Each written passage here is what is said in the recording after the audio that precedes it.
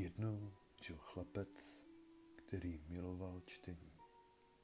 Přečetl všechno, co se mu dostalo pod ruku, a ještě raději navštěvoval místní obchůdek s knihami.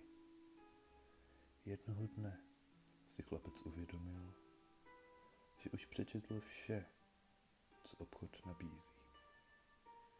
Oslovil proto knihovníka a zeptal se, zda má něco, co chlapec ještě neviděl.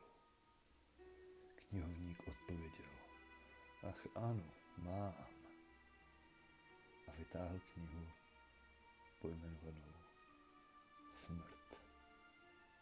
S radostí knihu chlapci prodal za slevněnou cenu $50. Ale varoval chlapce, aby nikdy nečetl to, co se nachází na přední straně. Chlapec se vrátil domů a přečetl knihu. A byl spokojený. Nicméně pořád přemýšlel, co může být na přední straně. Ty myšlenky nemohl dostat z hlavy. Jednoho dne už chlapec nedokázal pokušení odolat. Otevřel knihu, prolistoval na první stránku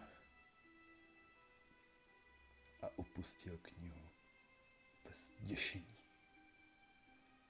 Tam, vytištěno tučně, stálo: doporučená prodejní cena $5.